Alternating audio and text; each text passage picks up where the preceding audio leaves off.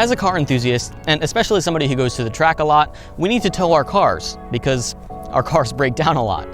And it might be simple to say that you could just tow a car, but there's a lot more that goes into it to make towing a lot easier. Special thank you to Advanced Auto Parts for sponsoring this video and allowing me to show you how I tow my cars and make towing easier. Now the first thing that you're going to need is obviously a tow vehicle. So this is my 2015 F-150. Now it has the 5.0 in it, not the 3.5 EcoBoost, which can technically tow a little bit more, but I've opted for the 373 rear gearing, which allows this truck to tow 11,000 pounds, which is way more than I'm ever going to need to tow. Most cars on an open trailer are about 5,000 pounds, and if you have an enclosed trailer, you're looking at probably 6,000 or 7,000 pounds, depending on what you're towing. And when you're towing, overkill is a good thing because it's going to be a lot easier to tow something that's 6,000 pounds when you have a truck that can tow twice that. Now sure, technically you could get by with something that could only tow 6,000 pounds, but it's going to be a lot more difficult than using something that can tow more than that. But this video is not about the truck. This video is about towing, so let's show you the trailer. This is not my trailer. This is my friend Mark's trailer. It's a 20-foot enclosed trailer and it weighs 3,400 pounds. With a car in it, we're looking at probably 6,000 or 7,000 pounds, depending on what you're towing. There's a few essentials that you're going to need to be able to tow a car. The first of which is an electrical hookup. The most standard type of this is a 4-pin connector, and you can get these at Advanced Auto Parts. This controls your brake lights, turn signals, and side markers. But if your trailer comes with brakes, you're going to use something more like a 7-pin connector so that you can control those brakes as you're braking with your truck. And you're also going to need a brake controller in your truck. Now, some trucks come with this equipped, such as my F-150, but if you don't have a brake controller, you can always get those as an add-on from Advanced Auto Parts. Now, speaking of brakes, you do want to make sure that the brakes on your truck are up to par. You want to make sure that your rotors and pads have enough life left in them, especially since you're likely going to be braking twice as much as your truck actually weighs. You might also want a transmission cooler if you plan on towing a lot. Because of the extra weight on the transmission temperatures can get a lot higher, so it's nice to add a transmission oil cooler on there to keep those temps down. And you can also get those at Advanced Auto Parts. Now we've got most of what we need to tow a trailer, so it's time to hook it up. Now, I'm using a weight distribution system here because I plan on towing more than 5,000 pounds. If you're towing less than that, you're going to use a standard style hitch like this that you've probably seen before. Now, this weight distribution hitch is not necessarily for the amount of weight that you're pulling, but more about the tongue weight on the actual hitch.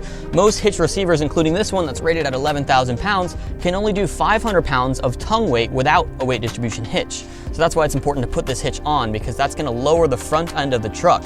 If you don't have this, it's going to cause the back of the truck to sag, which can allow the steering to be pretty light, and you might understeer off of some corners, which is not very good. It's going to make towing a lot more stressful. So putting a weight distribution hitch on is going to lower that front end of the truck down so you have more steering feel, more responsiveness, and overall more control of what you're towing. So how do we know exactly how much tongue weight we're supposed to have? Well, they say it's supposed to be 10 to 15% of the total trailer weight. So if we're towing 6,000 pounds, that means we should have 600 pounds on the tongue. Now you can measure this a couple different ways. You can go to a weigh station and put the tongue weight onto the weigh station scales to be able to determine how much your tongue weight is. You can also use an odd contraption between some 2x4s and a bathroom scale to measure your tongue weight. Now, thankfully, we don't have to use any of these homemade remedies because Advanced Auto Parts sells automotive scales. Now these are 4 separate pads that you can put underneath each corner of your car to weigh the overall weight of the car, but also the corner balance of the car. We might make a video on that in the future, but right now we're going to use this to measure the tongue weight on this car. So for this example, I'm using Ben's Evo. His car weighs 3,300 pounds and the trailer weighs 3,400 pounds, which means we're looking at a total weight of 6,700 pounds. So the amount of tongue weight that should be on the front end of the trailer should be about 670 or a little bit more. I don't know what the 15% tongue weight of that is, but we're looking at a little bit more than 670 pounds on the tongue. Let's go ahead and check it out. All right, so I have the scale underneath the trailer jack here, and what we're gonna do is lift this all the way off of the truck so there's no weight being put onto the truck. That way we know the true tongue weight of the trailer. Now make sure your trailer is securely chalked before you do this because you don't want it running away from you. Also, make sure that there is some tongue weight on this, that way this doesn't go flying up when you lift this off, so just be careful.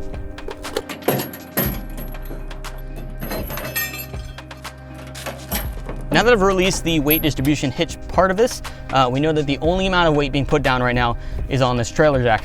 I have lifted the trailer up just enough so that the weight is not resting on the ball. It's still sitting kind of in there, and I still have the chains hooked up. just in case the trailer were to move any. I am also on level ground, so that's important to make sure that you've got your trailer on level ground as well. So on my scale, I have 1,030 pounds, which is a little bit out of the range. We've got a little bit too much tongue weight right now, which means the front end of the truck is gonna be a little bit light. So we're gonna wanna move the car back to get within that 10 to 15% tongue weight range, which is between, I think, 670 and about 1,000 pounds. So we're pretty close, but we're a little bit far. I like to err a little bit closer to that 10% because you also have to calculate any weight that you have in the bed of the truck is additional tongue weight or anything you have in the front of the trailer, which is why I like to get a little bit closer to that 10%, and the math is a lot easier. So I'm shooting for close to 670 or just over that. So let's go ahead and move the car back a little bit to distribute this weight better. Hold on, let it, a little bit more. Hold it there. All right, and now that Ben is out of the car, the weight distribution changes a little bit, but we're still pretty good. We are at 738 pounds tongue weight. So I think we're pretty good at that. So I'm gonna go ahead and lower this down and reconnect the weight distribution bars. When balancing your tongue weight, you do also want to be careful to make sure that you don't overcompensate with too little tongue weight. Not enough tongue weight will cause the trailer to sway back and forth at speed, which can be even more terrifying. All right, now once you have the car positioned correctly, you can go ahead and mark the floor of your trailer if you're gonna tow that same car in that same configuration every time. That way you don't have to actually weigh the tongue weight every single time. But now we've got this car positioned properly where we need it, it's time to strap it down. It's a good idea to use straps that are rated at least the weight of your car or close to. It's never a bad thing to go overkill with straps because you definitely don't want them breaking. Now there's a couple ways you can strap your car down. I like the cross strapping method, which is where you take this D-ring and attach it to the other wheel over there. But the important thing is that you're connecting it to the wheels of the car and not the body of the car itself. Because if you attach to the body of the car, the suspension can still move and potentially get some of the straps loose. So if you attach to the wheels, that way the car's suspension can do its work while you're going down the road, and you don't have to worry about it falling off of your trailer. Keep in mind that using the cross-strapping method may affect the alignment of the car by pulling the wheels towards the sides. I still prefer the cross-strapping method since it's more space-conscious and not all trailers have the extra space. But if your trailer has the extra space, it's better to attach the wheels to the hooks directly in front and behind the wheels to ensure that you're not adding any extra stresses on the car's suspension. All right, now the last thing that you might need, depending on what truck you have, is mirror extensions.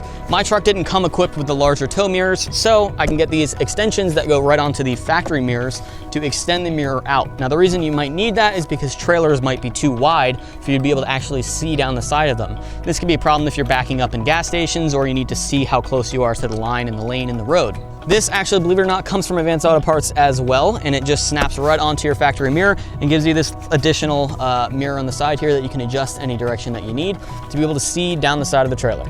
And that's it. Now you should be able to tow just about anything without much struggle at all. Towing can be quite intimidating, especially if you haven't towed very frequently. But hopefully with the tips in this video, that should help you to be able to tow a little bit easier. Hopefully this video was helpful to you, and if anything, it was entertaining. But that's all that I have for you today. Thanks for watching. We'll see you next Saturday. This wasn't our typical video, but I wanted to make this because it might be helpful to some of you. I wish I had this kind of knowledge when I first started towing because towing can be really stressful in certain situations. A lot of this might be unnecessary, but you can't deny that it does make towing easier, and that's the point. Thanks again for watching, and we'll see you next Saturday.